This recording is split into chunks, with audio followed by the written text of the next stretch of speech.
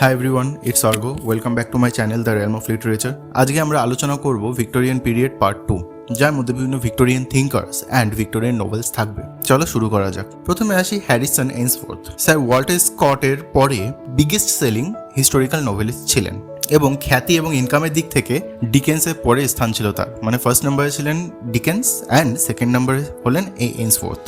তার হিস্ট্রি অনেকটা fanciful and factual. তার ইম্পর্টেন্ট ওয়ার্কসগুলো কি?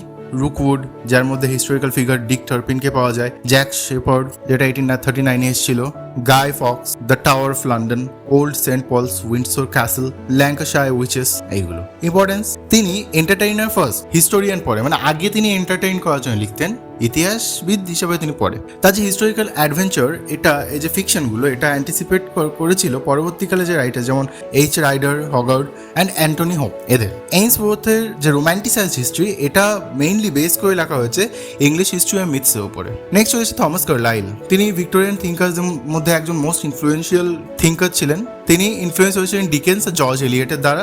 তিনি ট্রান্সলেটর ছিলেন গোয়েথের। পরে তিনি কনসার্ন হয়ে পড়েছিলেন কি নিয়ে? কন্ডিশন অফ ইংল্যান্ড কোশ্চেন, এই নিয়ে। দ্য ইম্পর্টেন্ট ওয়ার্ক কি? On heroes, hero worship and the heroic in history. Next কি? Past and present, 1843। The key idea, Carlyle equal to condition of England plus work plus social criticism plus great men.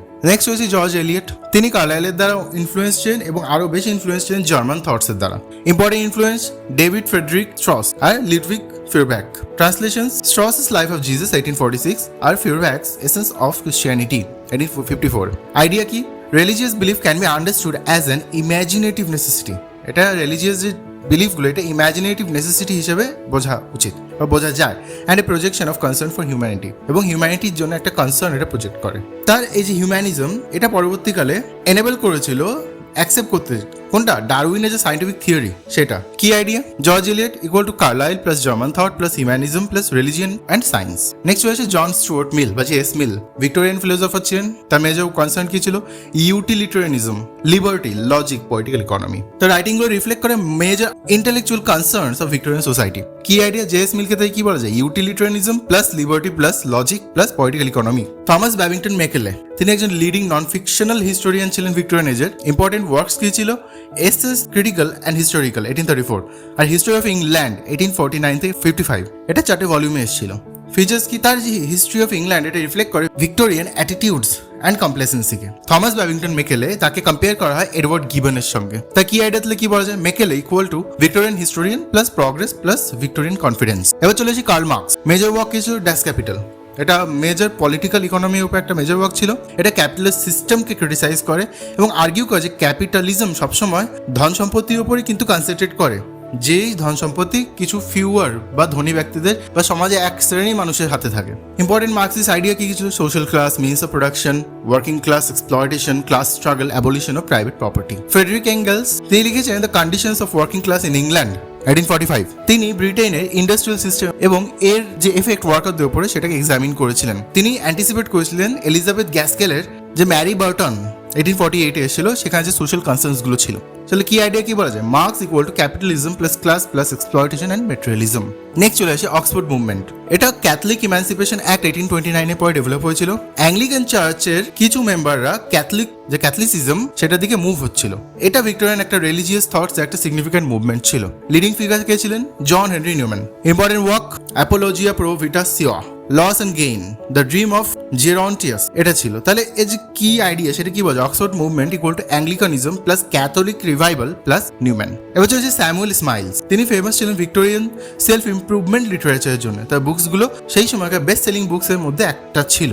They were early example of how to book. তার বই category কি ছিল? How to books. এটা important works কি ছিল? Self help, character, thrift, duty etcetera. তিনি তাছাড়াও লিখেছিলেন জর্জ স্টিফেনসন অ্যান্ড জোসে ওয়েউড এর বায়োগ্রাফিজ। কি আইডিয়া কি বলা যায়? Samuel Smiles equal to self help plus self improvement plus Victorian bourgeois values. এবার চলছে চার্লস কিংসলে। তিনি হাইলি রেসপেক্টেড একজন নোভেলিস্ট ছিলেন এবং একজন ক্রিটিক ছিলেন।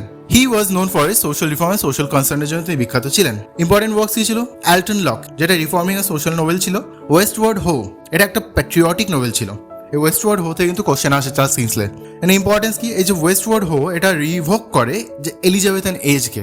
কি আইডিয়া কি বলছে? Kingsley equal to social reform plus patriotism plus Elizabethan revival. Next হচ্ছে বেঞ্জামিন ডিসরায়েলি। তিনি একজন নোভেলিস্ট ছিলেন, তার সঙ্গে সঙ্গে একজন মেজর পলিটিশিয়ানও ছিলেন। ইম্পর্টেন্ট ট্রায়োলজি তিনি কি লিখেছিলেন? কনিংসবি, সিবিল অ্যান্ড ট্যানচার্ড। এর মধ্যে যে সিভিল, এটা কিন্তু ডিল করে কিসের সঙ্গে? যে প্লাইট অফ পুয়ার। আর ফেমাস আইডিয়া কি ছিল? Two nations. এই টু নেশনস আইডিয়া নেওয়া হয়েছিল এই সিভিল থেকে। তার অন্য একটা ইম্পর্টেন্ট ওয়ার্ক ছিল লোথিয়ের, 1870 এসেছিল। এটা ডিল করে কিসের সঙ্গে? মানি, রিলিজিয়ন, অ্যারিস্টোক্রেসি, প্যাট্রিয়টিজম, এগুলো। কি আইডিয়া থেকে কি বলা যায়? Disraeli equal to political novel plus two nations plus rich or poor. এবার চলে আসি উইলিয়াম ম্যাকফার্স থ্যাকরে। ডিকেন্সের মতো তিনিও কিন্তু তার ক্যারিয়ার অ্যাকচুয়ালি জার্নালিজম এবং স্কেচ রাইটিং এর দ্বারা শুরু করেছিলেন। থ্যাকরে তিনি কিন্তু ক্যালকাটায় জন্মেছিলেন অ্যান্ড তিনি ফার্স্ট মেজর নোভেলিস্ট ছিলেন একটা কলোনিতে। ভ্যানিটি ফেয়ার, এটা 1847-48 এসেছিল এবং এটা ভীষণ ইম্পর্টেন্ট একটা ওয়ার্ক। এটা স্যাটারাইজ করে হাই সোসাইটিকে। সেন্ট্রাল ক্যারেক্টার কে ছিল? বেকি শার্প। তিনি একজন পেনিলেস অরফান ছিলেন। তাকে কন্ট্রাস্ট করা হয় অ্যামেলিয়া শেডলি, যিনি বেশ ওয়েলদি অ্যান্ড স্পয়েলড ছিলেন। The battle of Waterloo creates an ironic contrast between, এই যে ব্যাটল অফ ওয়াটারলু, এটা একটা কন্ট্রাস্ট ক্রিয়েট করেছিল কিসের মধ্যে? National victory versus private suffering এর মধ্যে। তা অন্যান্য ওয়ার্কসগুলো কি কি ছিল? Pendennis, the history of Henry Esmond, the Virginians, the Newcomes, etcetera. তাহলে কি আইডিয়া কি বলা যায়? Thackeray equal to vanity fair plus satire plus money plus high society plus social hypocrisy. এবার আইরিশ আর provincial novels.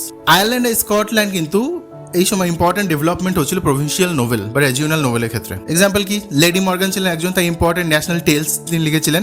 The wild Irish girl, the O'Briens and the O'Flahertys. Maria Edgeworth important ছিলেন, আগে করিয়েছে Maria Edgeworth. Next হয়েছে Charles Lever. তিনি ভীষণ popular ছিলেন mid 19th সেঞ্চুরিতে। তিনি তার কিসের জন্য পরিচিত ছিলেন? রেসি অ্যান্ড অ্যানেকডোটাল স্টাইলের জন্য। ইম্পর্টেন্ট ওয়ার্ক কি ছিল? The Martins of Cromartin, Lord Kilgobbin, etcetera. কি আইডিয়া কি বলা যায়? Charles Lever equal to Irish problems plus racy style plus social criticism. এবার চলেছে অ্যান্টনি ট্রোলপ। তার প্রথম যে দুটো নোভেল সেটা আয়ারল্যান্ডে সেট হয়েছিল এবং ফেমাস ছিল তার নোভেলস অফ বিহেভিয়ারের জন্য। তার আইরিশ নোভেলস কি কি? দ্য ম্যাকডামটস অফ ব্যালিক্লোরান, এটা ছিল। The Kellys and the O'Kellys, Castle Richmond, the Land Leaguers, এটা আনফিনিশ ছিল। তার যে আইরিশ ফিকশন, এটা কিসে বর্ণনা দেয়? একটা গ্রেট ফেমাইন হয়েছিল সেটা বর্ণনা দেয়। তিনি ইনফ্লুয়েন্স হয়েছিলেন মারিয়া Edgeworth, lady Morgan and William Carlton দ্বারা। পিলার বক্সে যে ইনভেনশন, সেটার জন্য তাকে ক্রেডিট দেওয়া হয়। দ্য অটোবায়োগ্রাফি পাবলিশ হয়েছিল পোস্টহুমাসলি, মানে মৃত্যুর পরে 1833-তে। ট্রোলপের দুটো মেজর সিরিজ কি ছিল? বার্স্টশায়ার নোভেলস, এটা ফিকশনাল কান্ট্রি বার্স্টশায়ারে সেট হয়েছিল। আর একটা ছিল প্যালিসের নোভেলস, এটা actually provincial problem to national politics, এগুলো দেখা। আদার ইম্পর্টেন্ট ওয়ার্ক কি? Orley Farm, the way we live now, এগুলো। এবার চলছে উইলিয়াম কার্লটন, আইরিশ রাইটার ছিলেন। মেজর ইনফ্লুয়েন্স করেছিল যে পরবর্তী আইরিশ রাইটার ছিল তাদের উপরে। ইম্পর্টেন্ট ওয়ার্কস কি? Traits and stories of Irish peasantry, tales of Ireland, the black profit, etcetera. এই ব্ল্যাক প্রফিটটা ডিল করে গ্রেট ফেমাইনের সঙ্গে। তাহলে কার্লটন ইকুয়াল টু কি? Irish peasantry plus local life plus famine. এবার চলছে জর্জ মেরিডিথ। তাকে the grand old man of English literature বলা হয়। কোন সময়? The end of the 19th সেঞ্চুরির। তার আর্লি রেপুটেশন অ্যাকচুয়ালি কানেক্টেড ছিল কিসের সঙ্গে? With Henry Wallis 1851 painting of Chatterton's death. Important novel কি ছিল? The ordeal of Richard Feverel. তার ইম্পর্টেন্ট নোভেলগুলো কি কি ছিল? Beauchamp's career, the egoist, Diana of the Crossways. এই যে অর্ডিল অফ দ্য রিচার্ড, এটা একটা স্ক্যান্ডাল কজ করেছিল যখন পাবলিশ হয়েছিল। আর ডায়না দ্য ক্রসওয়েজ, এটা তার মেজর বেস্ট সেলার ছিল মেরিডিথের। এবার মডার্ন লাভ, এটা একটা সিরিজ ছিল 50টা 16 লাইন সনেটসের। এটা ইম্পর্টেন্ট, সনেট কিন্তু 14 লাইনে হয়, কিন্তু মেরিডিথের যে সনেট, সেখানে যে মডার্ন লাভ, এখানে 16 লাইন সনেটস কিন্তু রয়েছে। এটা ব্রেকডাউন অফ ম্যারেজ এর সঙ্গে ডিল করে। আর মেরিডিথ নিজেকে একজন পোয়েট মানতেন, নোভেলিস্ট পড়ে। অন্যান্য ইম্পর্টেন্ট কি ছিল work? The idea of comedy, এটা বেস্ট হয়েছিল একটা লেকচারের উপর 1877-এর। কি আইডিয়া কি বলা যায়? Meredith equal to psychology plus misunderstanding plus self discovery plus modern love. তাহলে আজকে আমরা এগুলো আলোচনা করলাম। এর পরের দিন আমরা অন্যান্য যে ইম্পর্টেন্ট ব্রন্ড সিস্টার্স, অন্যান্য lady novelist, Victorian poetry, Victorian যে অল্প কিছু ড্রামা আছে, সেই জিনিসগুলো নিয়ে আলোচনা করবো। তাই ভিডিও ভালো লেগে থাকে লাইক শেয়ার কমেন্ট করবে, চ্যানেলটাকে সাবস্ক্রাইব করতে ভুলবেন না। Thank you so much, stay tune for the next part.